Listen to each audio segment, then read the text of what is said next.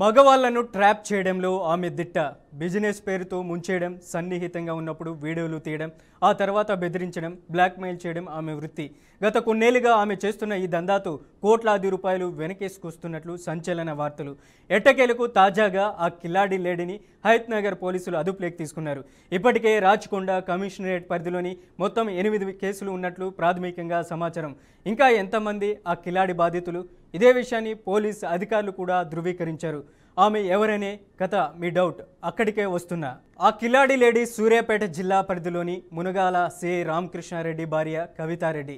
CI రామకృష్ణారెడ్డిని రెండవ వివాహం చేసుకున్న సదరు కిలాడి లేడీ సొంత పనుల కోసం వచ్చే కారు డ్రైవర్ను కూడా మభ్యపెట్టి అతని వద్ద కూడా లక్షలు కాజేసినట్లు తెలుస్తుంది.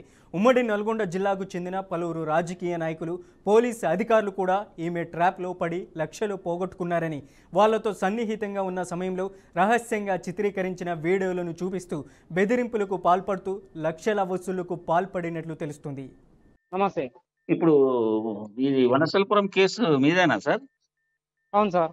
దాని ఎఫ్ఐఆర్ కాపీ మీ దగ్గర ఉందా? లేదు సార్ నాకాడ. అసలు ఏం జరిగింది? సార్ ఏం జరిగింది అసలు విషయం? ఈమెను రిమైండ్ చేశారు కదా? అవును సార్. అంటే మనం ఎమ్మటి తిరిగాము. కొంతమంది దగ్గర నన్ను అడిగితే నేను డబ్బులు ఇప్పించినుంటే కొద్దిగా మనం కూడా ఇచ్చాము. ఇక అది తర్వాత ఇస్తాను ఇవ్వలేదు. మనం కారు ఉంటే ఆమె దగ్గర కారు పెట్టినండి, అంటే ఎంగేజ్కి ఎక్కువ అంటే ఇంకా అవి లేవు ఇవి లేవు ఏవి లేదు సార్. ఇవ్వలేదు. ఇస్తా ఇస్తా ఇస్తా ఇవ్వాలి సార్ ఇప్పిస్తా అని చెప్పేసి ఇస్తలేదు అన్నట్టు. ఇక నాకు అది ఇప్పిస్తా ఇది ఇప్పిస్తా, నేను కట్ చేస్తా ఇది చేస్తా అని చెప్పేసి దివ్య డైమండ్ అని ఆడి తీసుకెళ్ళింది. ఎక్కడ జూబ్లీస్ బంజారాల్స్. అది ఇప్పిస్తా అని చెప్పేసి ఒక పేపర్ మీద 4 లక్షలు ఏమో అని చెప్పేసి అదేదో రాపిచ్చింది. నీకు ఇది చేస్తే మంచిగా వస్తుందా, నీకు మంచిగా ఉంటుంది లైఫ్, అట్లుంటుంది ఇట్లుంటుంది అని చెప్పింది. నా ఆధార్ కార్డ్ పాన్ కార్డ్ పెట్టుకుని ఏదో తార్ బండి ఇప్పిస్తానా నీకు, ఆడ సెటిల్మెంట్ ఇన్ని వస్తాయి నాకు, నీకు ఇప్పిస్తా అదే అని చెప్పేసి తిప్పినుండే. అంటే ఈమె సెటిల్మెంట్లు చేస్తుందా? ఇంకా అదే చెప్పింది సార్ నాకు. ఇగో గిడికి పోతే మనకి ఇన్ని డబ్బులు వస్తాయి, నీకు నేను అది ఇప్పిస్తే ఇది ఇప్పిస్తా అనేది. ఇక సరే మేడం నాకు ఏమన్నా ఇప్పియండి, నాకు ఫైనాన్స్ కట్టాలి, నాకు నెల అంటే ఒక నెల 2 నెలలు కట్టింది సార్. ఇక తర్వాత ఏమన్నా అంటే నాకు అమౌంట్ అయిపోయినాయి, అవి రావాలి, వచ్చినాక ఇస్తా అని చెప్పేది. అర్జెంట్ నాకు కొద్ది అమౌంట్ కావాలి, ఎవరికన్నా ఉంటే మీ వాళ్ళు జర చూడు అది అంటే. ఇక మనకు తెలిసి మా అన్న కొడుకు ఉండే, మా అన్న కూడా ఉండే బ్రదర్, మా అన్న ఇక జర ఇట్నే ఫైనాన్స్ ఇస్తాను అంటే జర కొద్దిగా మిత్తుల కూతులకు కానీ ఇట్లా ఉంది ఇస్తావా అంటే ఇస్తా అన్నాడు మా అన్న. నేను చేస్తా అంటే ఇస్తారా అన్నది. ఇక సరే అని చెప్పేసి ఇప్పించుంటే సార్. ఇక అవి లేవు ఇవి లేవు ఏవి లేవు తీసుకున్న కాడికి ఇక మనం మొత్తం నీకు ఎన్ని డబ్బులు ఇవ్వాలి సార్? మనకు సార్ అంటే ఇక అందరూ వాళ్ళకిచ్చే మనకిచ్చే కలిసి 30 చిల్లరనే రావాలి సార్. 30 లక్షలు. రాంబాబు కాడ 6 లక్షలు ఇప్పించిన, నీలమహేష్ కాడ 6 లక్షలు ఇప్పించిన, మా అన్న కాడ ఒకసారి 8 లక్షలు ఇప్పించినండి. ఈమె నీకు ఏమని పరిచయం అయింది? నాకు సార్ మనకి కారే ఎంగేజ్కి ఇట్లా పెట్టు, నువ్వు ఎక్కడ పోవద్దు, నేను ఎప్పుడంటే అప్పుడు రావాలి అని చెప్పేసి పరిచయం. ఆమె పూర్తి పేరు ఏంది? గన్నపరెడ్డి కవితారెడ్డి సార్. వీళ్ళ హస్బెండ్ ఏం చేస్తాడు? ఆయన కూడా సారే అంట సార్, సిఏ ఉన్నది మేడం. కాకపోతే నేను ఎప్పుడు కలవలేదు సార్ని. మనం కాకపోతే చెప్పింది ఏమని చెప్పింది, మా భర్త ఇట్లా రామకృష్ణారెడ్డి మా భర్త సిఐ అని చెప్పినండి. ఎక్కడ? సూర్యాపేటలోనా? ఇక సూర్యాపేట అన్న కానీ మనకి ఎప్పుడు కలవలేదు సార్. ఆ సార్ కలవలేదు, ఎందుకనలేదు సార్. మనకి ఎన్నో టచ్లో లేడు, ఎన్నో ఫోన్ కూడా మాట్లాడలేదు. ఏమనే చెప్పేది. సరే, నీ పేరేం పేరమ్మా? మధు సార్. మధు. ఇప్పుడు నువ్వు ఆమె దగ్గర ఎన్ని రోజులు పెట్టినావు బండి? నేను ఒక 1 ఇయర్ పెట్టినా సార్. ఫిబ్రవరి నుంచి డిసెంబర్ దాకా కంటిన్యూ ఉన్నా సార్. మొన్న డిసెంబర్కి వెళ్ళి మళ్ళీ ఇప్పుడు డిసెంబర్ దాకా కంటిన్యూగా 1 ఇయర్ అవుతుంది సార్ ఎగ్జాక్ట్ గా. ఈ 1 ఇయర్ లో ఆమె నిన్ను ఎక్కడెక్కడ తీసుకెళ్ళింది, ఏం చెప్పింది? నన్ను గజ్వేల్కు, మహబూబ్ నగర్, ఎక్కడికన్నా చాలా. హైదరాబాద్ అయితే ఇక డే నైట్ 1 గంటలకు రమ్మంటే 1 గంటలకు పోయి తిరిగేది. ఎక్కడికి పోయేది? రాత్రి 1 గంటకు.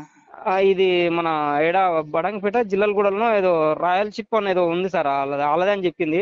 అక్కడికి తీసుకుపోయేది, నన్ను కింద పెట్టేది, ఆమె పైకి వచ్చేది. వచ్చేసరికి 1-2 అయ్యేది, మళ్ళీ 1-2 గంటలకు మళ్ళీ నాగోల్ అల్కాపూర్ కడ దించి నేను ఇంటికి వెళ్ళేసి వచ్చేది సార్. అంటే ఆ రాత్రి 2 గంటలకు ఈమె ఒకతే తిరిగేదా? మన బండి అయితే ఒకతే ఉండేది సార్. ఆడ మరి వాళ్ళ ఎవరు కలిసే తెలియదు, ఆడ ఆఫీస్ కడుకోవాలని చెప్పేసి తీసుకుపోయేది. 10 గంటలకు అట్లా 10 గంటలకు అట్లా తీసుకపోతే 1-2 గంటలకు వచ్చేది, మళ్ళీ 1-2 గంటలకు మనం దించేది ఇంటికాడ. అంటే అక్కడ ఏమైనా పార్టీయా ఆఫీస్ లో? ఆఫీస్ తెలుసు సార్. ఇంకా అలా పార్టీలు గిటీలు తెలియదు సార్. ఏదో చిట్టి మాదే, చిట్టి రాయల చిట్ పను మనదే అని చెప్పేది. అంటే ఈమె ఎప్పుడైనా మందు తాగి ఉంటదా? ఇంకా నేను అది చూడలేదు సార్, మందు మనం చూడలేదు. కాకపోతే అది రాయల్ చిట్ ఫండ్ మనదే, కంపెనీ మీటింగ్స్ ఉంటాయి, మీటింగ్ పోవాలి అని చెప్పేది మనతోటి. ఎక్కడ ఇది రాయల్ చిట్ ఫండ్ ఎక్కడ ఉందమ్మా? జిల్లాలు కూడా అని చెప్పేది సార్. జిల్లాలు కూడా. ఈ 1 ఇయర్ లో నువ్వు ఈమెతో తిరిగిన ప్రయాణంలో ఇంకా వేరే దగ్గర గజ్వేల్కి తిరిగినా సార్. గజ్వేల్ ఏదో మనకు చిట్టి ఉంది, 5 కోట్లదో 1 కోటి రూపాయల చిట్టి ఉంది. ఆ చిట్టి అమౌంట్ రావాలని చెప్పేసి బాగా గజ్వేల్ తిప్పేది సార్. ఇంకా ఈమెకు అప్పులు వేరే వాళ్ళకి ఇంకా ఎంతమందికి మోసం చేసింది?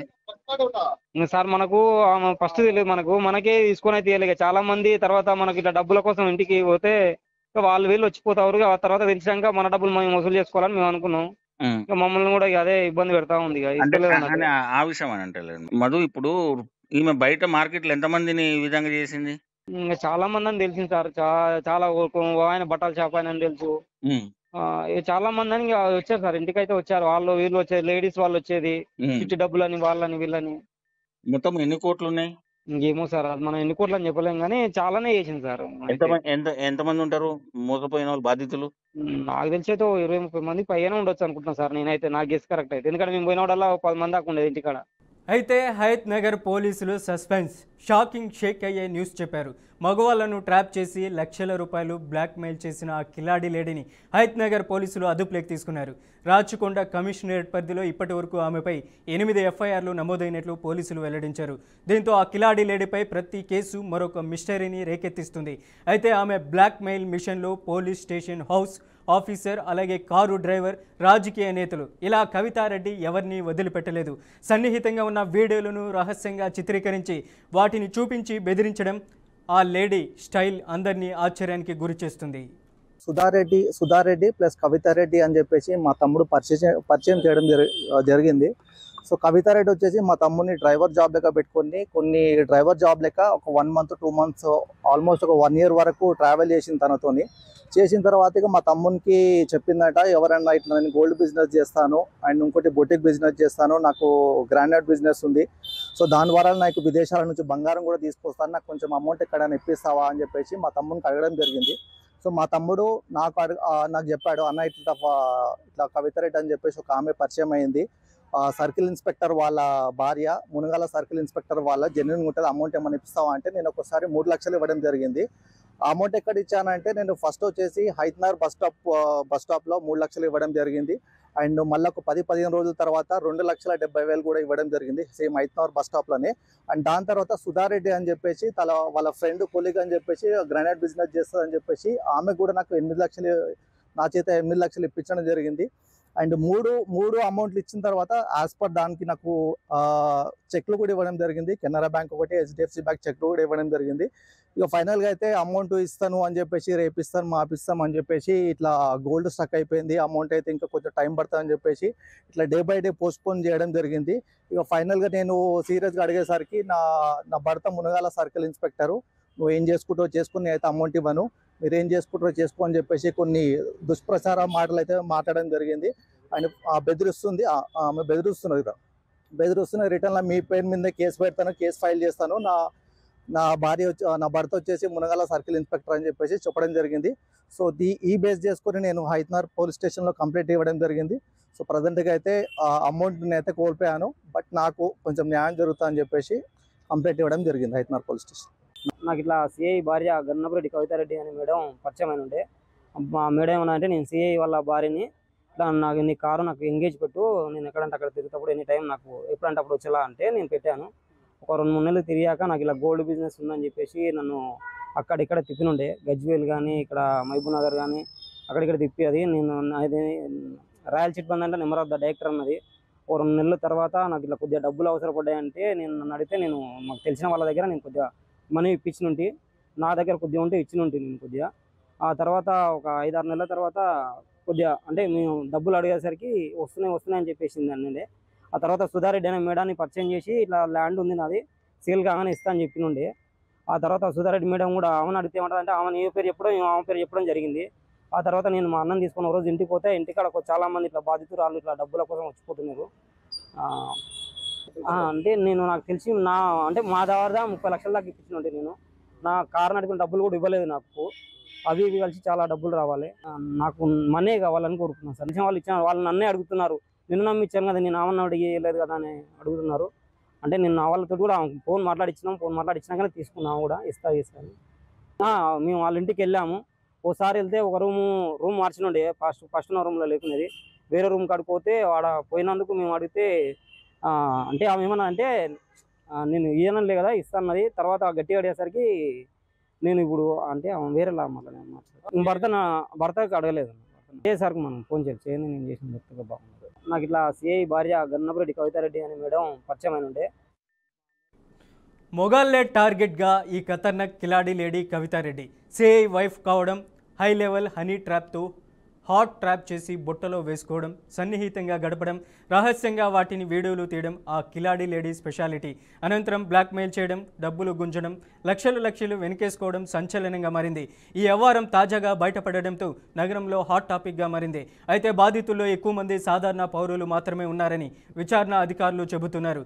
అంతేకాదు 20 ఏళ్లుగా ఎల్బీ నగర్ ప్రాంతంలో వివిధ మోసాలకు పాల్పడుతూ తక్కువ ధరకే బంగారం, బ్లాక్ మ్యాజిక్, దొంగ నోట్లు తయారు చేస్తానంటూ మరికొంతమందిని కూడా ముంచినట్లు పోలీసులు చెబుతున్నారు.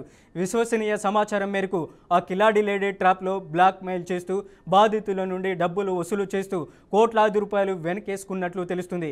మొగాళ్లే టార్గెట్గా కిలాడి వేసిన ట్రాప్లో పలువురు రాజకీయ నాయకులు, ఉన్నతాధికారులు ఉన్నట్లు తెలుస్తుంది.